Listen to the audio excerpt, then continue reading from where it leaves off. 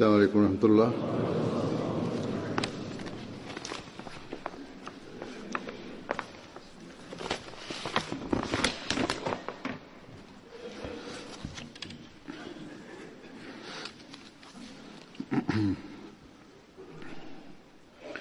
أشهد أن لا إله إلا الله وحده لا شريك له وأشهد أن محمدا عبده ورسوله أما بعد فأعوذ بالله من الشيطان الرجيم بسم الله الرحمن الرحيم الحمد لله رب العالمين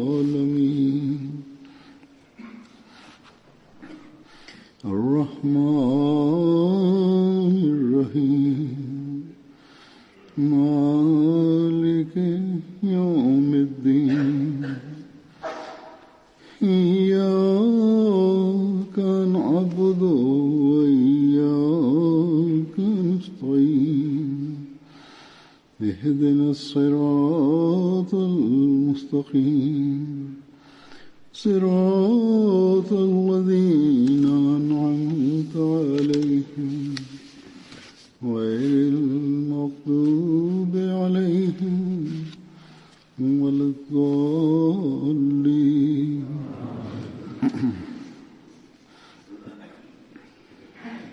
Telah wafat seorang tokoh dan juga ulama jemaat yang bernama yang terhormat Usman Chini Sahib. Innalillahi wa inna ilaihi raji'un. Allah Ta'ala telah menampilkan beliau dengan takdirnya yang khas dari daerah Cina yang jauh untuk datang ke Pakistan dan memberikan taufik kepada beliau untuk baiat menerima jemaat. Bagaimana perlakuan Allah Ta'ala kepada beliau? Allah Ta'ala membimbing dan memberikan taufik kepada beliau untuk menerima Ahmadiyah dan menuntut ilmu agama dan mewakafkan hidup. Di sini ada beberapa catatan beliau dan daya ingat. Beliau telah menjelaskan cukup rinci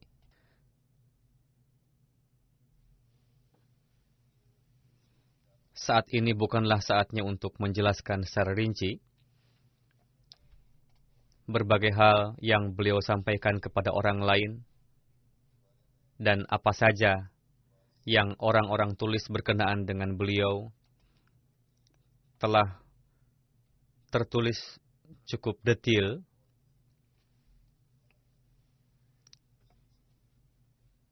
sehingga tidak mungkin saya sampaikan semuanya.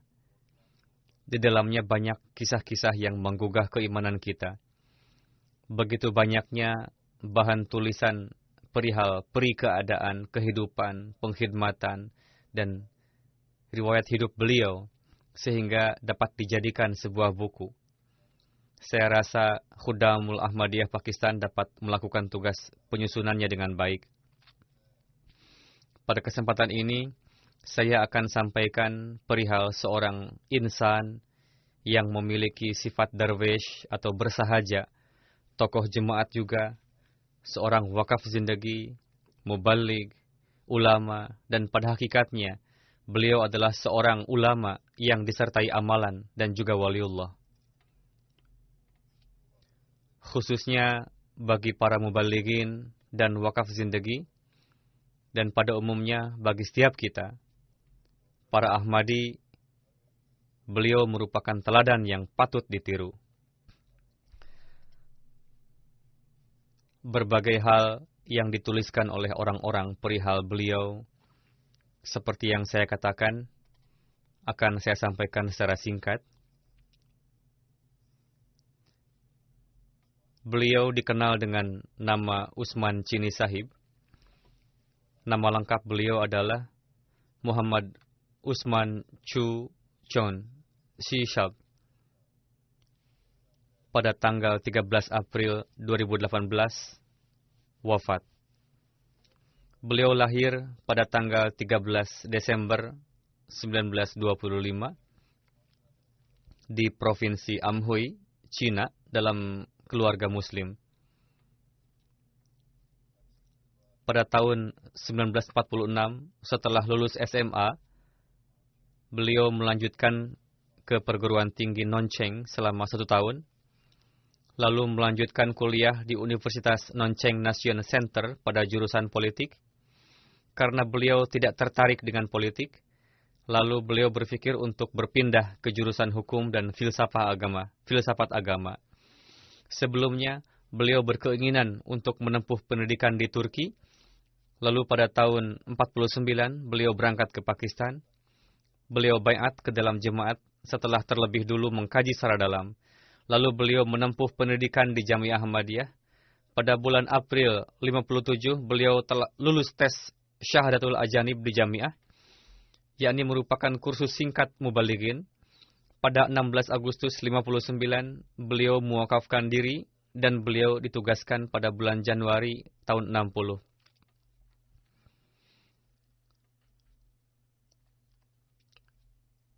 Untuk lulus dalam pendidikan mubalighin, pada bulan April 61, beliau mendaftar lagi ke Jamiah Ahmadiyah. Dan pada akhirnya, pada tahun 64, beliau meraih gelar syahid. Beliau mendapatkan taufik untuk berkhidmat sebagai wakaf zindagi dan mubaligh di Pakistan, di antaranya di kantor Wakalat Tasnif, Tahrik Jadid, Rabwah, begitu juga di Karachi dan Rabwah. Pada tahun 66, beliau mendapatkan taufik untuk berkhidmat di Singapura dan Malaysia, dan lebih kurang 3,5 tahun di Singapura dan beberapa bulan di Malaysia. Pada tahun 70, beliau kembali ke Pakistan dan ditugaskan sebagai mubaligh bertugas di berbagai daerah.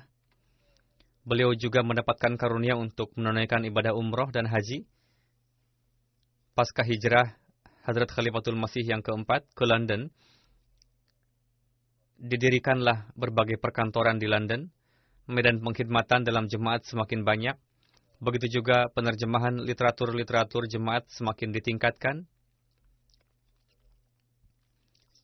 China Desk berdiri untuk itu. Beliau ditugaskan ke London dan mendapatkan taufik untuk menerjemahkan buku-buku jemaat ke dalam bahasa Cina. Khususnya terjemah Al-Quran ke dalam bahasa Cina. Beliau juga telah menulis buku-buku jemaat yang menerangkan akidah dan ajaran jemaat. Anggota keluarga yang beliau tinggalkan diantaranya istri beliau, 1 putra dan 2 putri. Berkenaan dengan terjemah Al-Quran dalam bahasa Cina, atas petunjuk dari Hadrat Khalifatul Masih Ar-Rabi, beliau mulai menggarapnya pada tahun 84. Dan pada bulan Juni tahun yang sama, beliau dipanggil ke Inggris dari Pakistan. Dan setelah bekerja keras selama 4 tahun, akhirnya beliau dapat menyelesaikan terjemahan Al-Quran.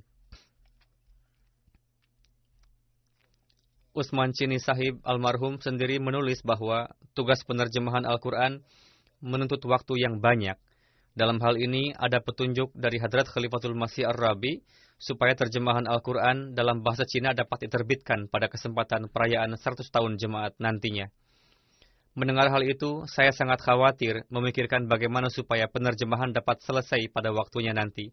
Lalu beliau mencari orang yang sesuai yang dapat memperbaiki kualitas terjemahannya dalam bahasa Cina dan dapat membantu untuk tugas pengeditan.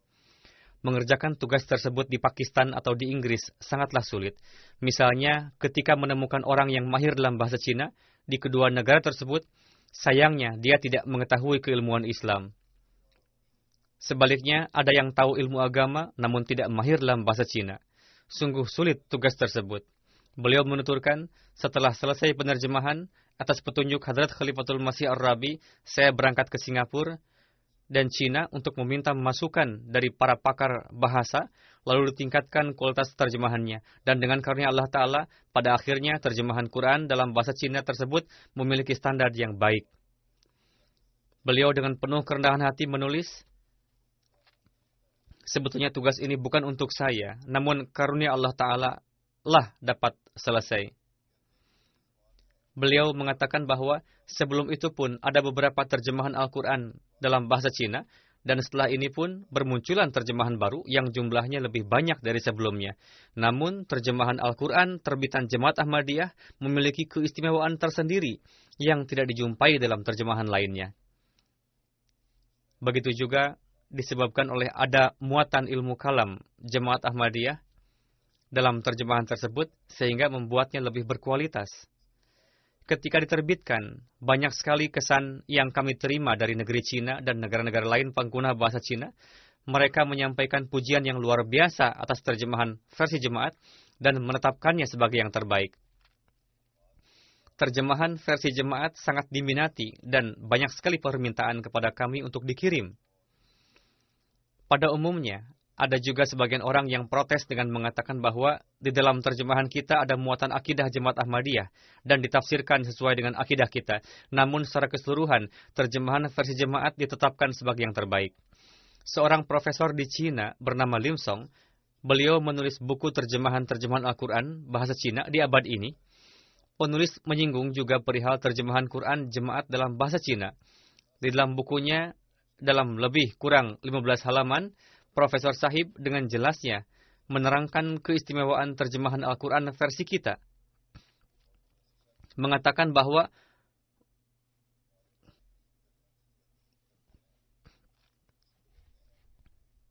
menurut beliau bahwa ulama pada umumnya ketika menerjemahkan Al-Quran, mereka tidak menerjemahkan keseluruhan kata.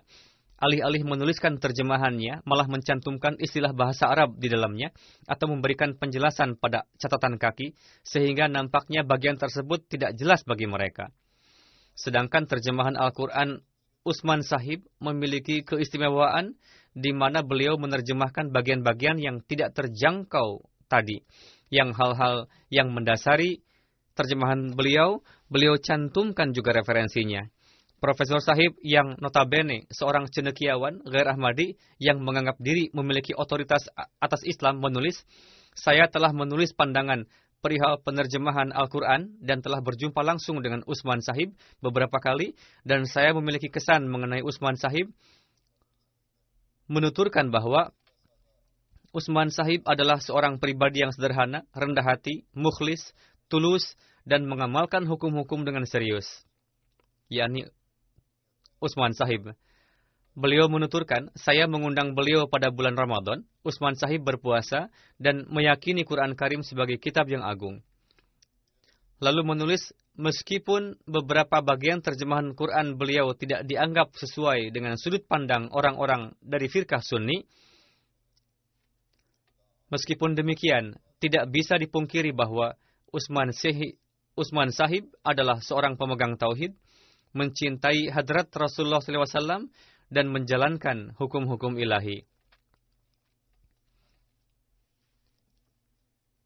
Literatur berbahasa Cina yang dipersiapkan dalam pengawasan beliau, berikut adalah judul-judulnya dalam bahasa Inggris.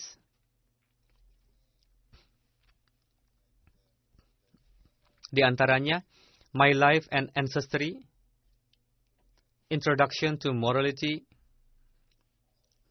Di antara 60 buku karya beliau, sekitar 35 yang beliau terjemahkan atau terjemahan orang lain di bawah pengawasan beliau. Buku An Outline of Ahmadiyah Muslim Jemaat, yakni mengenai pengenalan jemaat. Outline of Islam, pengenalan mengenai Islam. Fundamental Question and Answer about Islam, yakni pertanyaan mendasar mengenai Islam. Islamic Concept of Jihad, and Ahmadiyah Muslim Jemaat. Ini pun dalam bahasa Cina. Ahmadiyah Muslim Community's Contribution to the World. Lalu buku Apa Perlunya Islam dan Agama dalam Kehidupan Manusia. Inilah ringkasan pengkhidmatan beliau dalam bidang keilmuan.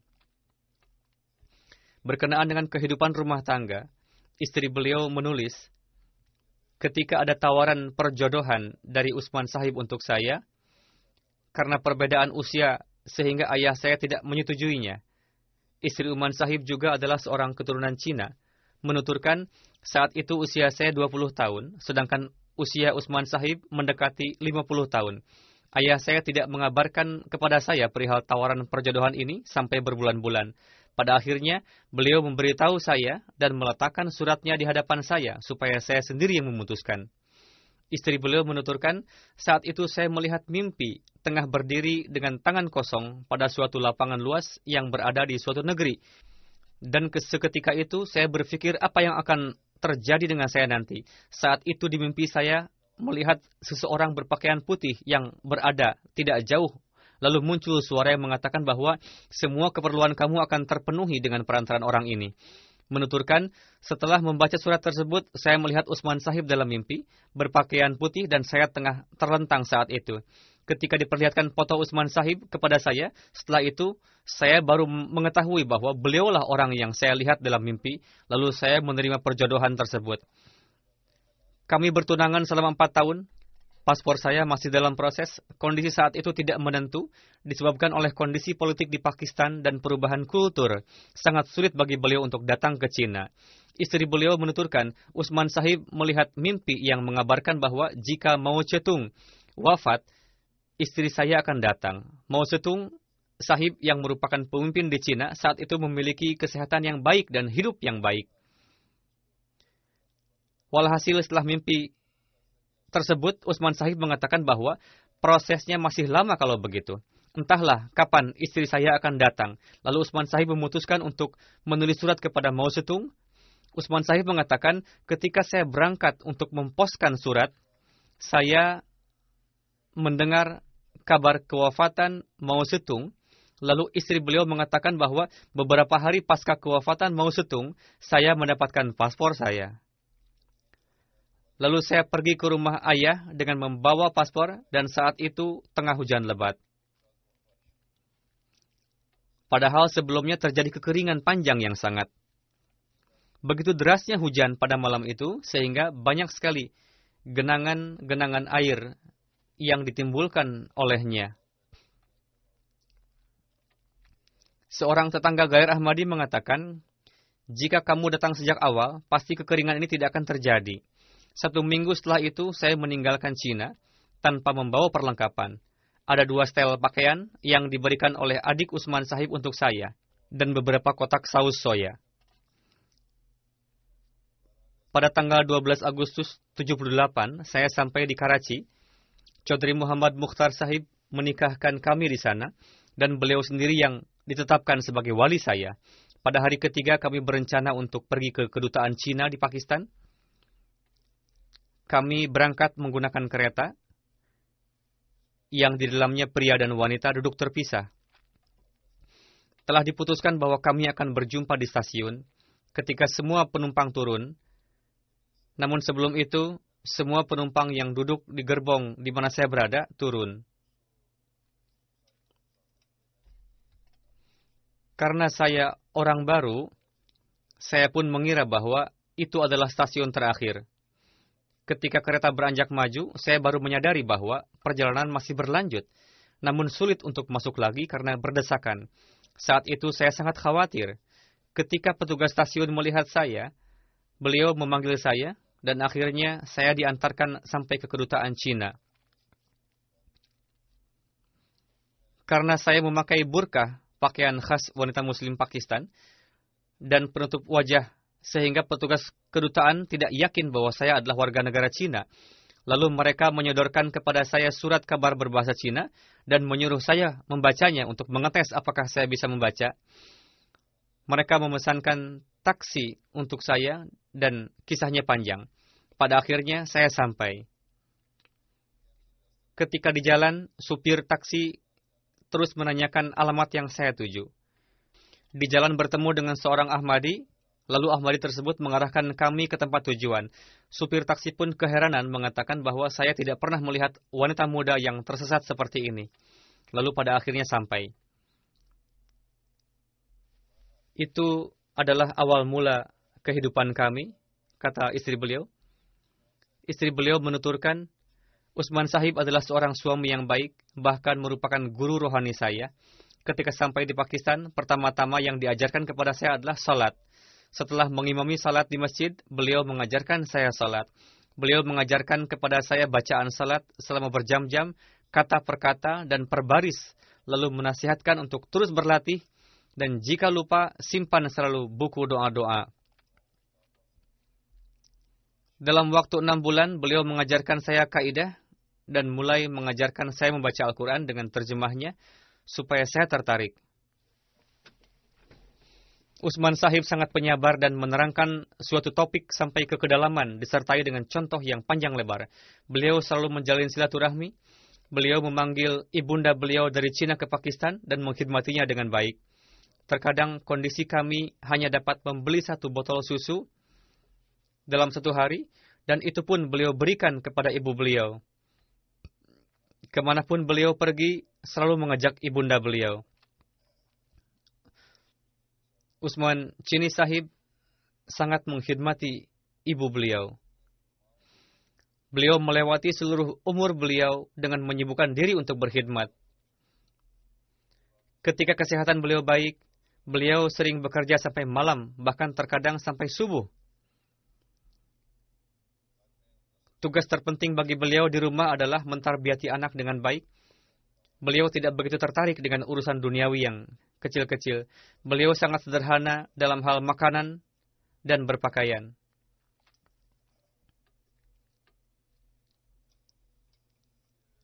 Putri beliau, seorang dokter bernama Qurratul Ain, menulis, beberapa kelebihan ayah saya sulit digambarkan dengan kata-kata. Beliau adalah seorang yang sangat penyayang, pekerja keras tanpa kenal lelah, selalu memiliki harapan yang baik dan rendah hati. Beliau selalu menasihati kami, yakni anak dan menantu, untuk ikut serta dalam membincangkan berbagai hal. Beliau menaruh perhatian besar pada pelajaran sekolah kami. Beliau berusaha mencari tahu bagaimana kesan para guru perihal putra-putrinya. Beliau selalu mengatakan bahwa Allah Ta'ala mengirimkan kalian ke dunia ini bertujuan supaya kalian bertabligh, khususnya kepada warga keturunan Cina. Dan menasihati kami secara rutin supaya kami terus meningkat dalam kerohanian, akhlak, dan keilmuan. Mengatakan, dengan melihat kepribadian, amalan, dan akhlak kalian, orang-orang harus merasa bahwa Tuhan itu ada dengan melihat kepribadian, amalan, dan akhlak kalian. Karena anak-anak yang yakin akan keberadaan Allah Ta'ala lebih baik daripada anak-anak yang tidak meyakininya. Menasihatkan juga untuk melakukan setiap amalan dengan dawam.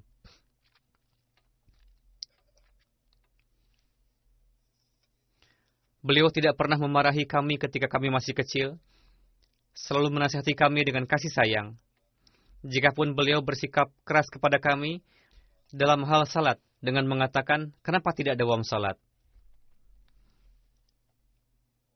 Beliau menasihati kami untuk membiasakannya. Beliau selalu pergi ke masjid untuk melaksanakan salat 5 waktu berjamaah, memberikan buku apa saja kepada kami ketika kami libur sekolah, lalu beliau mengetes kami.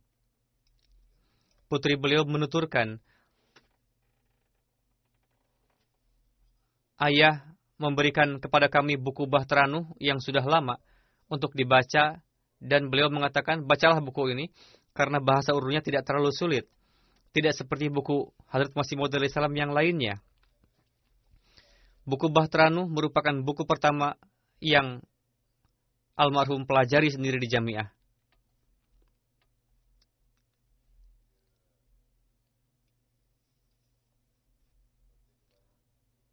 Ayah juga mengkhawatirkan pardah kami, mengatakan, jika kalian pergi kuliah, pakailah pardah. Jika kalian terpaksa harus menurunkan penutup wajah, maka kalian jangan bermake up, dan itu ketika belajar.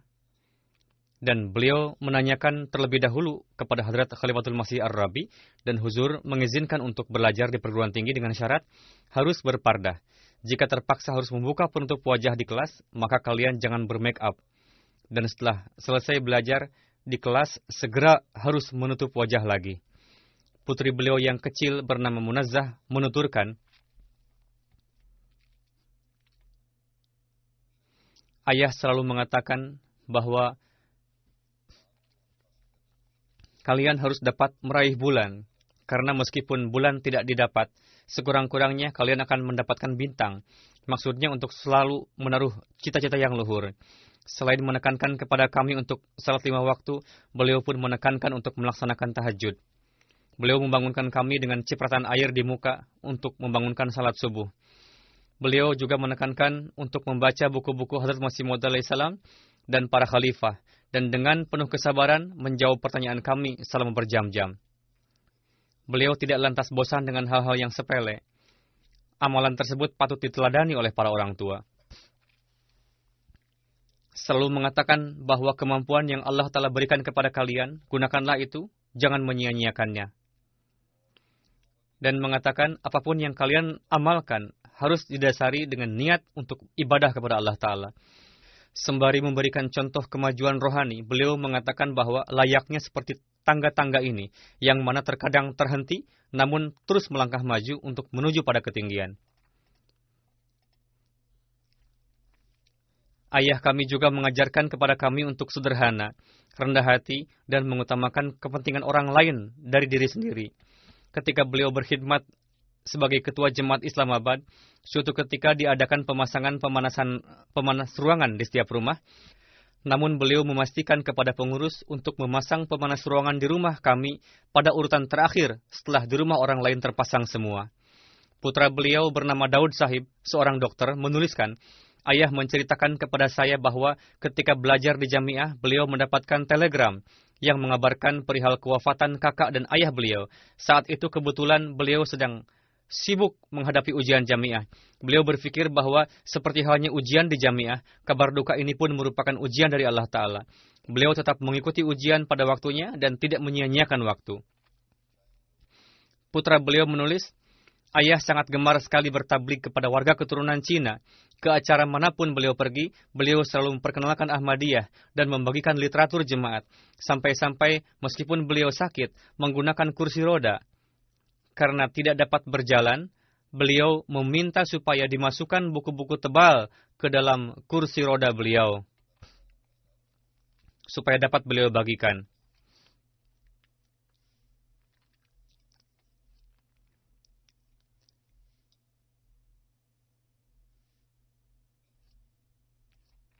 Putra beliau menuturkan, ketika saya kecil, saya suka datang ke kantor beliau dan meminta pulpen atau pensil kepada beliau.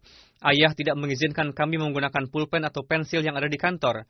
Beliau meminta ibu kami untuk membelikan pulpen untuk saya. Jika ingin ikut memfotokopi di kantor ayah, beliau menyuruh saya untuk menggunakan kertas dari rumah.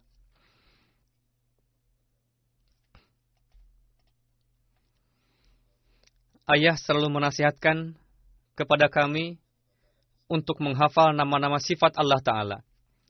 yakni hafalkanlah sekian banyak nama-nama sifat Allah Ta'ala. Beliau menulis nazam dalam bahasa Cina yang di dalamnya dipanjatkan pujian atas 100 nama sifat Allah Ta'ala. Beliau membaca nazam tersebut setiap hari, pada malam hari. Ayah mengadakan perlombaan di antara kami untuk menghafal nama-nama sifat Allah Ta'ala sebanyak-banyaknya, lalu memberikan hadiah.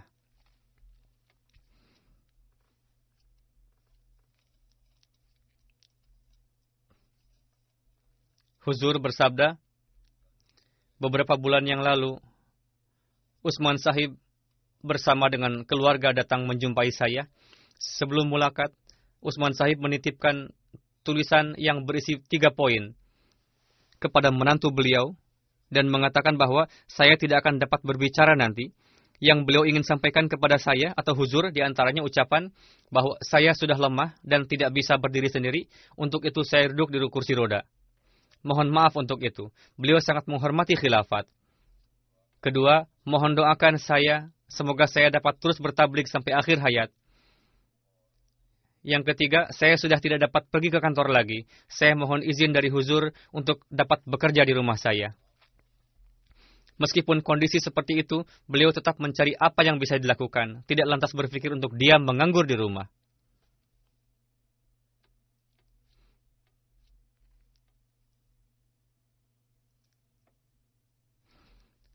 Ketika pergi ibadah haji, yang disertai oleh menantu beliau juga, menantu beliau menuturkan, Utsman Sahib mencurahkan gejolak isi hati yang bercorak doa lantunan dalam bentuk nazam berbahasa Cina.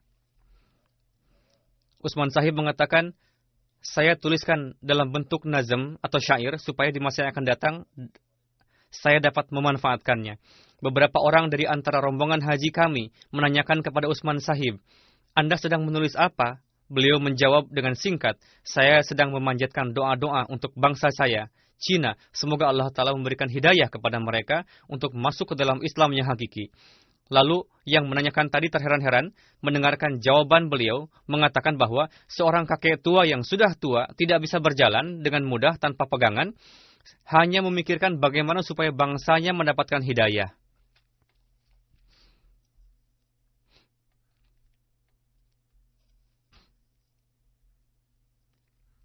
Utsman Sahib menulis perihal keadaan beliau, menuturkan, di Cina, beberapa ajaran Buddhisme, Konfusisme, dan Taoisme sudah bercampur satu sama lain, dan banyak sekali penduduk Cina yang mengamalkan ketiga ajaran agama tersebut dalam satu waktu. Namun pada zaman ini, mereka menyatukan ajaran yang beragam tersebut dan mendirikan satu agama sendiri, yang mana dalam agama tersebut ditekankan khusus pada kondisi akhlaki manusia. Utsman Sahib menulis, ketika interview saya disiarkan pada 3 surat kabar berbahasa Cina, ada satu komunitas keagamaan Daism Dasta di Malaysia, yang merupakan agama baru, menyampaikan keinginannya kepada saya supaya saya menulis sebuah makalah bertemakan ajaran akhlaki Islam untuk diterbitkan dalam sebuah surat kabar antara ajaran-ajaran akhlaki Islam dengan ajaran agama-agama lainnya. Untuk itu, saya menulis sebuah makalah. Sebagai jawabannya, mereka menulis jawaban kepada Utsman Sahib, mengatakan, Anda telah memberikan satu makalah yang luar biasa berkenaan dengan Islam kepada kami. Kami sangat berterima kasih. Anda telah menjelaskan Islam dalam corak ketidakberpihakan. Sudut pandang Anda sangatlah halus, dan dalam dirinya dapat diketahui bahwa Anda telah menuntut ilmu agama dengan sangat baik. Sampai saat ini, penduduk Cina belum mengenal Islam. Penyebabnya adalah belum dilakukan tabligh dalam bahasa Cina.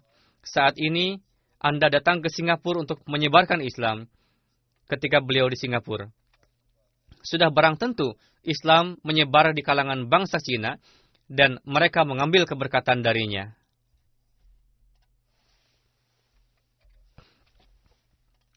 Aga Saifullah Sahib, sahabat beliau ketika di Jamiah, menulis berkenaan dengan Utsman Sahib.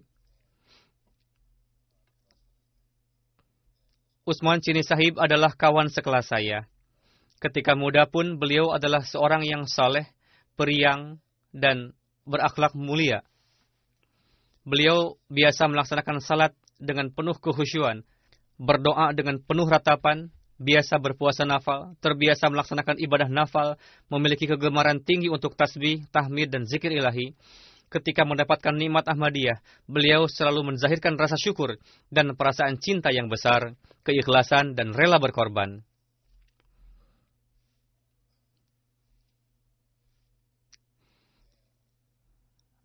Adalah fakta bahwa ketika masa belajar di Jamiah, terkadang air mata beliau mengalir ketika merasakan keharuan yang sangat dan tafakur. Berkenaan dengan ibu dan saudara-saudarinya, disebabkan oleh peraturan pemerintah di sana saat itu, terkadang mencurahkan kesedihannya, dan dengan penuh ratapan tangisan dan rasa perih, beliau memanjatkan doa untuk meraih maksudnya kepada pencipta sejati. Meskipun saya sudah tua, namun saya merasa iri jika teringat pemandangan ini. Aga Sahib menuturkan, merupakan hakikat bahwa pada masa penuh cobaan tersebut, apapun yang diminta oleh sang hamba Allah tersebut, Allah Ta'ala menganugerahkan pengabulan disebabkan oleh keikhlasan dan doa-doa beliau, dan Allah Ta'ala menganugerahkan segala sesuatu sebagai buah keberkatan jemaat dan memberikan banyak sekali rahmatnya. Bahkan orang lain pun mendapatkan limpahan keberkatan dari buah pengabulan doa beliau. Aga Sahib menuturkan, pada masa belajar di Jamiah, dengan karunia Allah Ta'ala, saya pun mendapatkan taufik untuk duduk bersama dengan Hadrat Maulwi Ghulam Rasul Rajiki Sahib, Hadrat Maulwi Abdul Latif Sahib Bahawal Puri, Sahib Zada Sayyid Abdul Hasan Sahib, dan wujud-wujud suci lainnya. Memohon doa kepada beliau dan menjadi saksi tanda pengabulan doa mereka.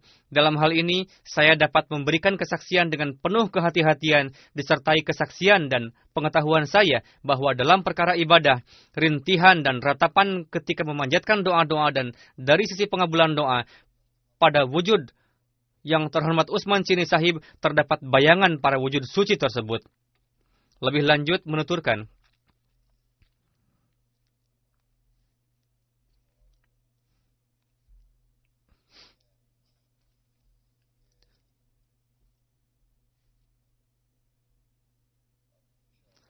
saya sendiri seringkali menjadi saksi pengabulan doa beliau dalam urusan pribadi. Usman Sahib selalu menasihati saya dan orang yang bergaul dengan saya untuk banyak berdoa. Beliau adalah seorang yang cerdas dan pemilik firasat seorang mukmin, sangat berhati-hati ketika memberikan pendapat untuk urusan nizam jemaat. Beliau sendiri sangat menghormati dan disiplin dalam hal nizam jemaat. Beliau juga selalu menasihatkan kawan dan kenalan beliau untuk mengamalkannya. Memiliki keyakinan rohani sepenuhnya atas khilafat dan selalu mensyukuri atas ihsan yang diberikan oleh khilafat. Kapanpun ada yang memohon doa kepada beliau, beliau selalu balik bertanya, apakah Anda sudah menulis permohonan doa kepada khalifah? Ketua Jemaat Islamabad London, Dr. Ridwan, menuturkan, begitu cintanya beliau terhadap salat, sehingga beberapa tahun menjelang kewafatan beliau, untuk pergi ke masjid dari rumah beliau, yang berjarak hanya hitungan menit saja, beliau tempuh dengan cukup lama, dan terpaksa beliau harus terhenti-henti di jalan, untuk menarik nafas dulu. Namun meskipun demikian, saya tidak pernah melihat beliau menjamak salat. Suatu ketika, jarak antara maghrib dan isya sangat pendek, saya menyarankan kepada beliau, mengatakan, alih-alih pulang dulu, lebih baik Tuan tunggu sampai isya atau jamak saja salatnya. Beliau menjawab, dengan berjalan bagi saya merupakan olahraga dan saya pun dapat pahala menempuh jarak rumah ke masjid. Untuk itu, saya memilih pulang pergi saja. Rashid Bashiruddin Sahib di Abu Zahdi menuturkan, orang Gair maupun Ahmadi menarik keberkatan dari doa-doa beliau. Ketika beliau bertugas di Dag Road, Karachi sebagai mubalik, orang-orang Gair Ahmadi, baik pria maupun wanita, meminta nasihat dari beliau perihal masalah pribadi maupun masalah lainnya, dan mereka memberikan kesaksian bahwa dengan mengamalkan saran dan setelah meminta doa kepada mubalik Cina Sahib, banyak permasalahan mereka yang berat dapat terselesaikan. Singkatnya adalah, seorang Maulwi Cina yang terkenal dari Drag Road, Karachi, merupakan wujud yang bermanfaat bagi semua orang tanpa membeda-bedakan agama dan terus menebar kecintaan yang tak terhingga banyaknya.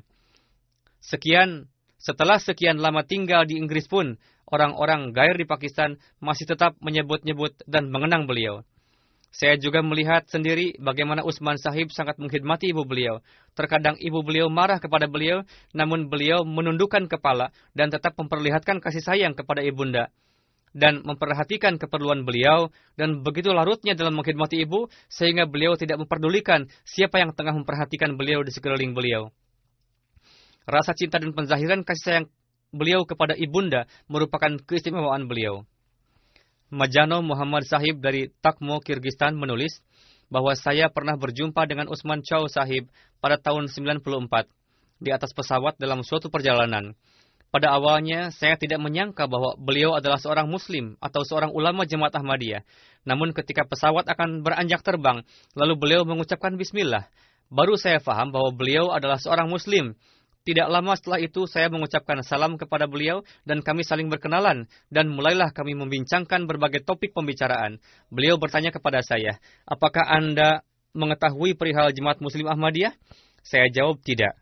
Saya tidak tahu. Setelah itu beliau bertanya lagi, apakah Anda membaca terjemah Al-Quran dalam bahasa Cina? Saya menjawab, ya, saya membacanya. Lalu beliau bertanya lagi, sepengetahuan Anda, ada berapa terjemahan Al-Quran Karim dalam bahasa Cina? Saya jawab, saya telah menelaah semua terjemahan dalam bahasa Cina dan masih saya lakukan. Usman Sahib bertanya lagi, dari sekian para penerjemah Al-Quran dalam bahasa Cina, apakah Tuan mengenal mereka? Saya katakan bahwa saya mengetahui semuanya. Beliau katakan, di antara para penerjemah itu, salah satu namanya adalah Usman Chow. Apakah Anda mengenalnya? Saya katakan, ya, saya kenal beliau. Namun saya belum pernah membaca terjemahan beliau, dan belum pernah juga berjumpa dengan beliau. Beliau bertanya lagi, bagaimana Anda mengenal Usman Chow? Yang saya tahu, beliau seorang ulama, dan telah menerjemahkan Quran Karim dalam bahasa Cina. Namun saya belum pernah berjumpa dengan beliau. Lalu beliau mengatakan, sayalah Usman Chow. Saya pun merasa tidak yakin bahwa saya tengah berjumpa dengan Usman Chow Sahib. Lalu beliau memberikan nomor kontak kepada saya, dan saya pun memberikan alamat tempat tinggal saya sementara.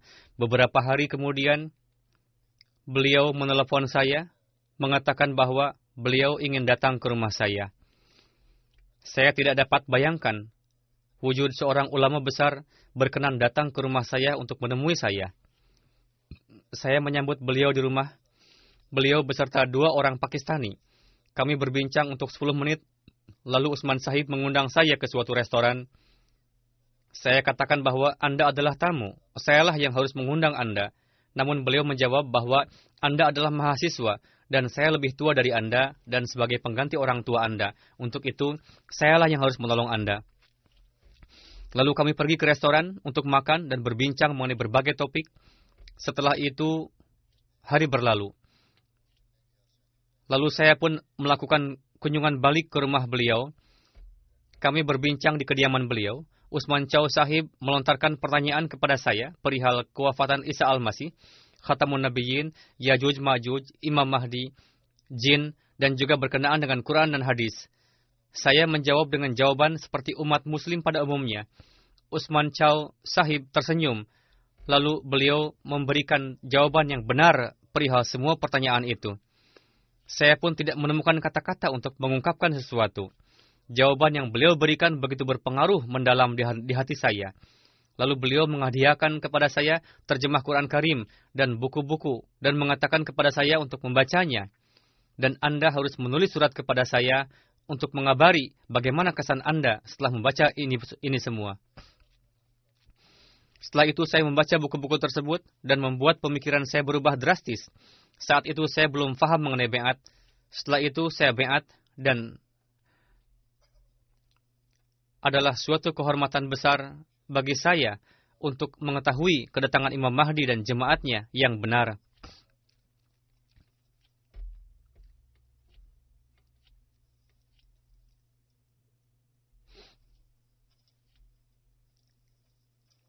Berkenaan dengan pengabulan doa-doa Usman Chow, orang-orang menulis kejadian yang dialami. Shad Sahib menuturkan, suatu ketika kami tengah berada di dalam kereta api dalam perjalanan dari Rabuah ke Karachi. Kami bersama sekitar 60 anak yang telah menghadiri acara atfal di Rabuah. Kami melaksanakan salat berjamaah di kereta. Orang Gair mengetahui bahwa kami adalah orang Ahmadi.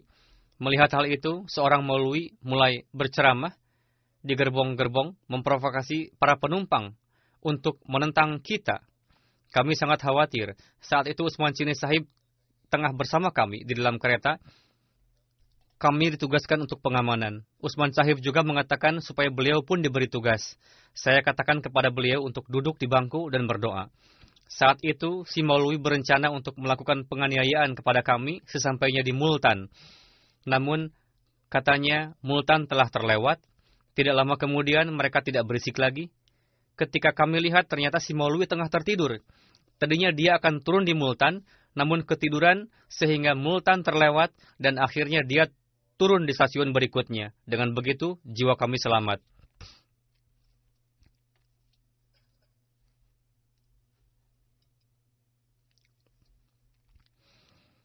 Adnan Zafar Sahib menuturkan bahwa urusan saya masih belum selesai di home office. Berkali-kali saya meminta paspor saya, namun mereka menjawab bahwa dalam jejak rekam Anda tidak ada jejak rekam UK. Sejak saya pulang pergi mengambil cuti selama 3-4 bulan. Pada akhirnya, saya putus asa.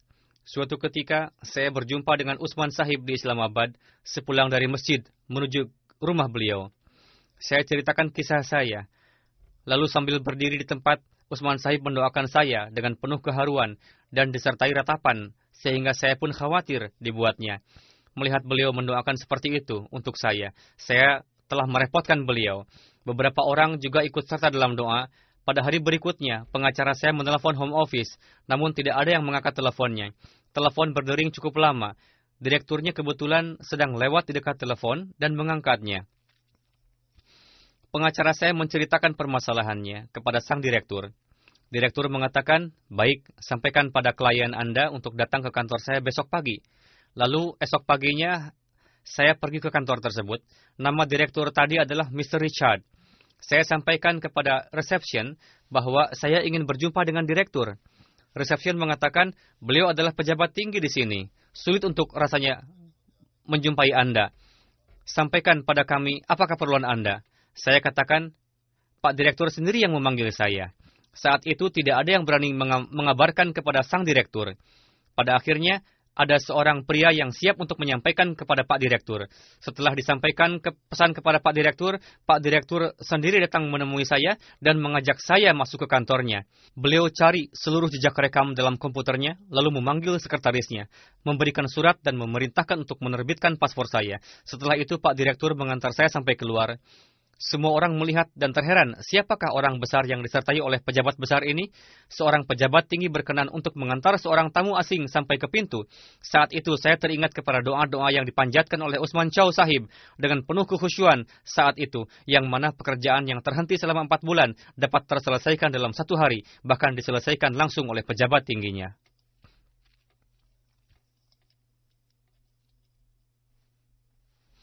Banyak sekali kisah-kisah, namun seperti yang saya katakan, tidak mungkin untuk disampaikan semuanya, karena begitu banyak. Untuk itu akan saya sampaikan penuturan dari beberapa kerabat dekat beliau. Sayyid Hussein Ahmad Sahib, seorang mubaligh, menulis bahwa waktu itu ada acara rutin mingguan. Para mubaligh tidak memiliki kendaraan. Kami biasa menggunakan bis ke acara tersebut. Rapat diadakan sampai larut malam. Ketika pulang, kami kadang menumpang kepada pengurus yang membawa kendaraan, dan kami biasanya menunggu untuk mendapatkan tumpangan. Namun Usman Sahib tidak pernah menunggu tumpangan mobil. Beliau biasa berjalan kaki atau naik bis, atau ada angkutan lain yang beliau tumpangi. Dan rumah misi di mana beliau tinggal tidaklah besar.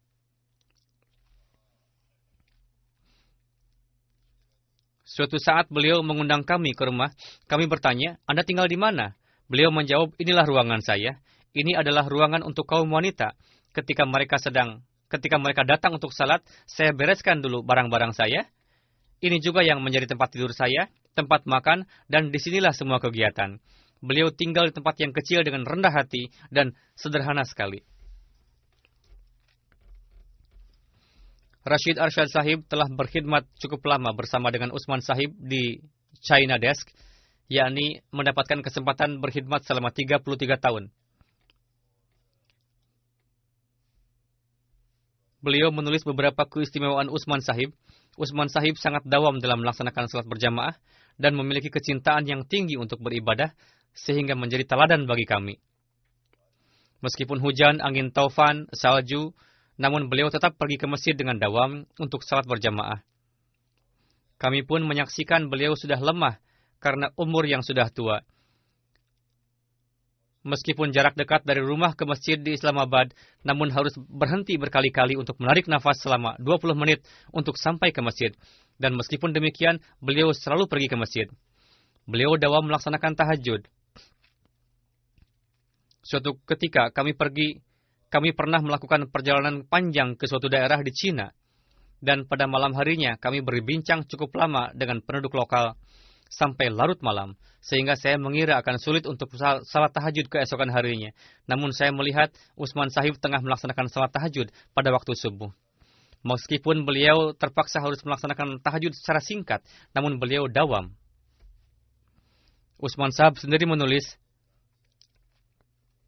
ketika saya sampai di Rabuah dari Cina, saya melihat bagaimana orang-orang suci di Rabuah melaksanakan salat dengan penuh kekhusyuan dan menangis, berpuasa, beritikaf, memanjatkan doa, dan Allah Ta'ala mengabulkan doa-doa mereka. Melihat suasana seperti itu, sangat berkesan dalam diri beliau. Lalu beliau beriradah supaya beliau dapat mensyukuri jejak langkah para wujud suci ini. Saat itu beliau mendapat kemudahan untuk memperoleh petunjuk dari Hadrat Khalifatul Masih Tsani dan mendapat karunia untuk bergaul dengan wujud-wujud seperti Hadrat Mirza Bashir Ahmad Sahib dan Hadrat Mirza Syarif Ahmad Sahib, juga dapat mengambil manfaat dari jalinan dengan Maulana Ghulam Rasul Sahib Rajeki, Hadrat Mukhtar Ahmad Shah Jahanpuri Sahib, Hadrat Muhammad Ibrahim Bakapuri Sahib, Sayyid Waliullah Shah Sahib, dan lain-lain. Atas keberkatan para wujud-wujud suci tersebut, Allah Ta'ala lebih semakin mempertajam lagi kepribadian Usman Sahib, dan hubungan beliau dengan Allah Ta'ala terus meningkat.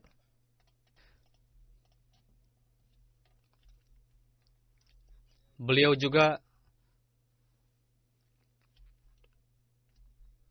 juga sangat gigih dalam bertabligh. Pada umumnya beliau pendiam dan tidak banyak bicara, namun ketika mulai bertabligh, timbul semangat dan gejolak yang tinggi dalam diri beliau, sehingga beliau mampu berbicara berjam-jam. Terkadang beliau bertabligh melalui telepon, sehingga tidak terasa waktu berlalu.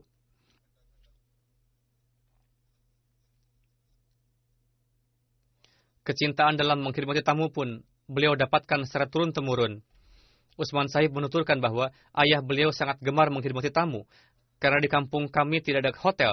Ayah beliau mengatakan, rumah kamilah yang dijadikan sebagai hotel. Istri beliau juga membantu sepenuhnya dalam mengkhidmati tamu.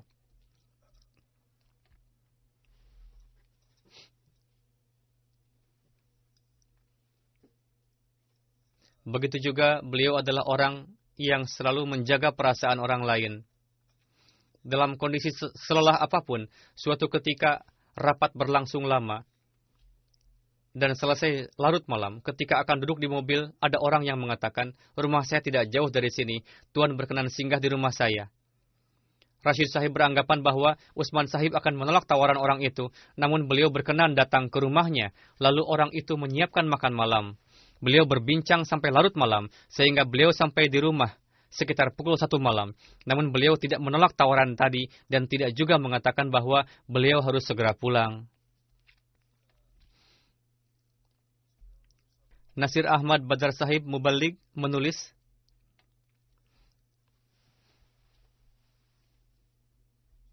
ketika saya mendapatkan perintah untuk mempelajari bahasa Cina, saya menghubungi Usman Sahib. Saya mendapatkan taufik untuk bertabligh di banyak sekali di daerah Cina. Saya mendapatkan banyak manfaat dari nasihat dan saran-saran dari Usman Sahib. Beliau selalu membimbing saya melalui korespondensi.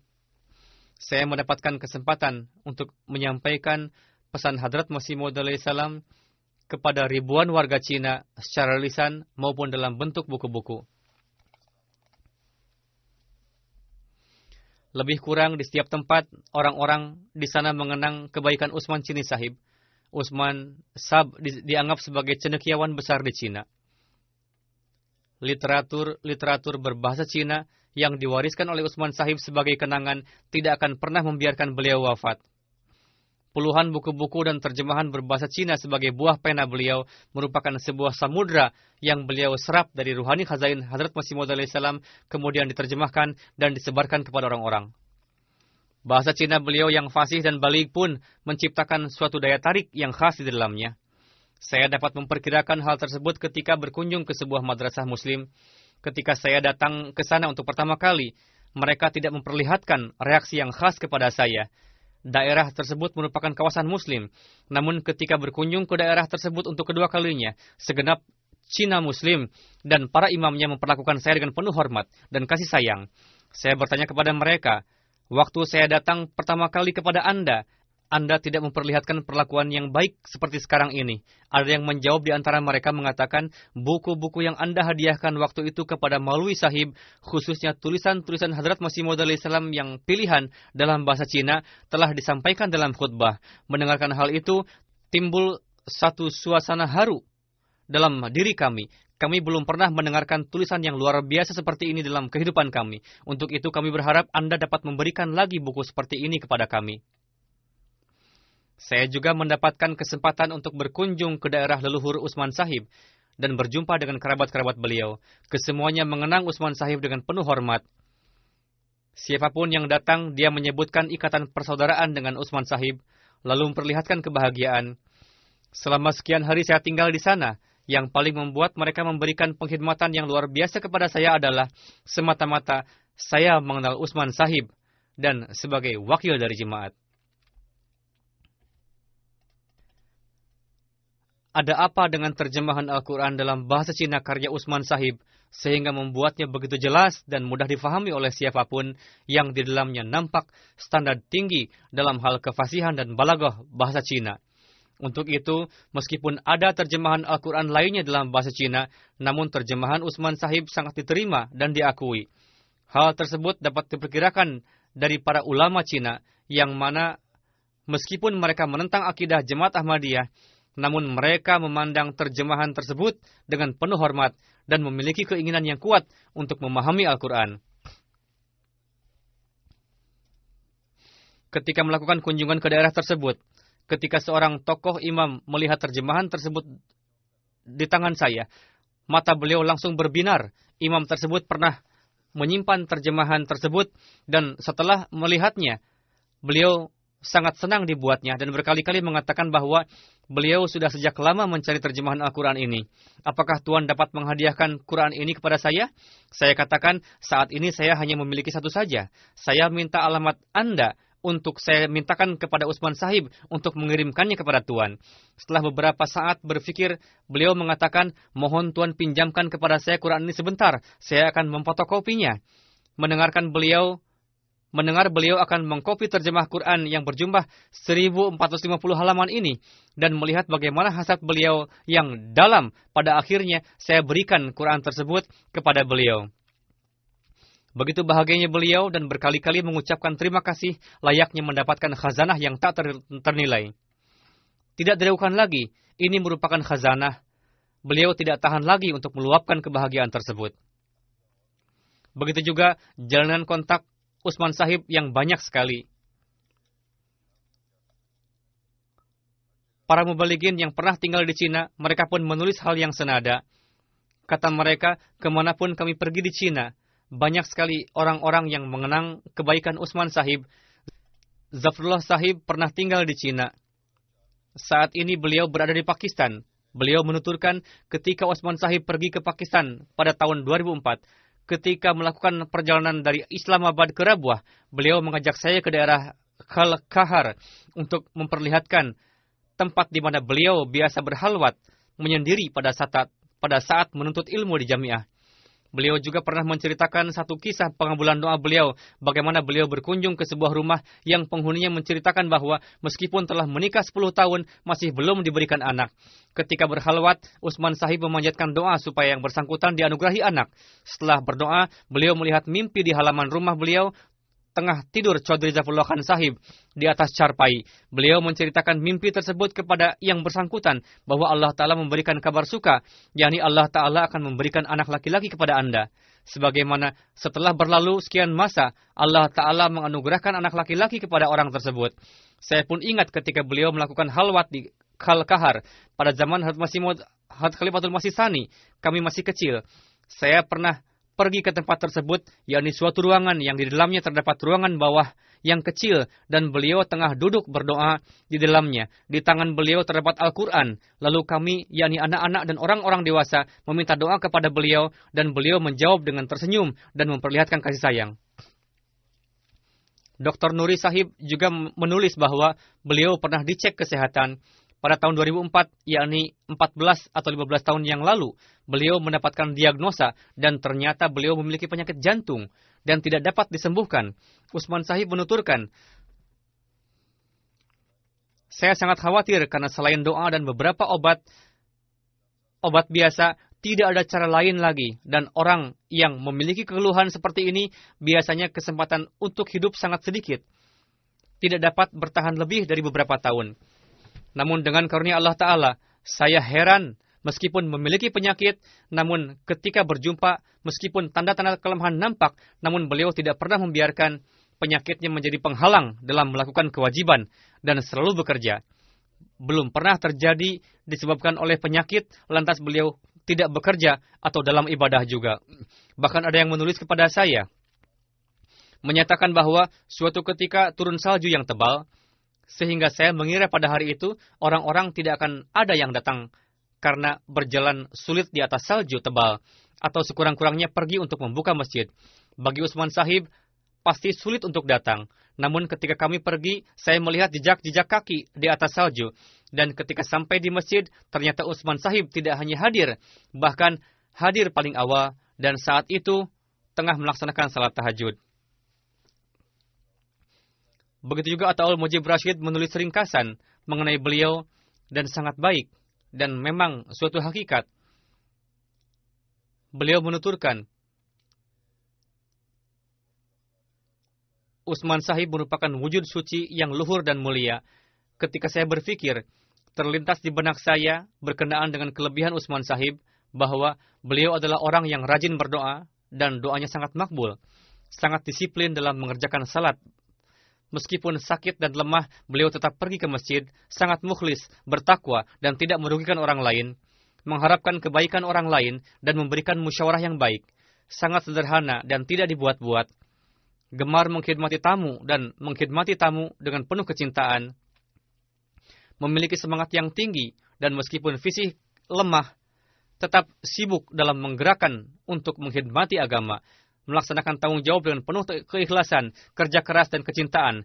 Ada satu kecintaan dalam diri beliau untuk terus melakukan pengkhidmatan agama. Beliau adalah pengkhidmat khilafat yang tanpa pamer dan setia, selalu memperlihatkan wajah yang ramah dan ceria, dan memiliki banyak kelebihan lainnya. Yang beliau sampaikan ini merupakan hakikat memang. Semoga Allah telah memberikan derajat yang setinggi-tingginya kepada Utsman Sahib, memberikan kesabaran kepada istri beliau, dan melindunginya. Semoga putra-putri beliau menjadi pewaris doa-doa dan segala kebaikan beliau, dan mengikuti jejak beliau. Setelah salat Jumat, saya akan memimpin salat jenazah gaib untuk beliau, insyaallah.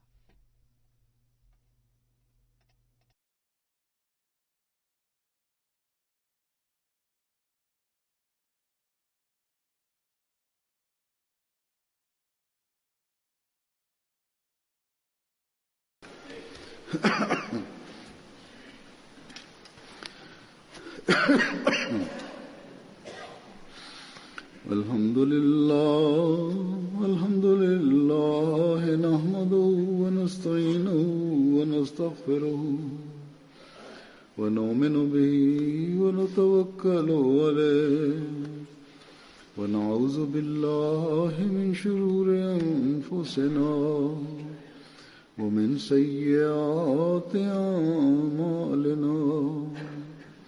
من يهده الله فلا مضل له ومن يضلل فلا هادي له ونشهد أن لا إله إلا الله ونشهد أن محمدا عبده ورسوله. عباد الله رحمكم الله، إن الله يأمر بالعدل والإحسان وإيتاء ذي القربى وينهى عن الفحشاء والمنكر والبغي يعظكم لعلكم تذكرون. اذكروا الله يذكركم وادعوه يستجب لكم ولذكر الله أكبر.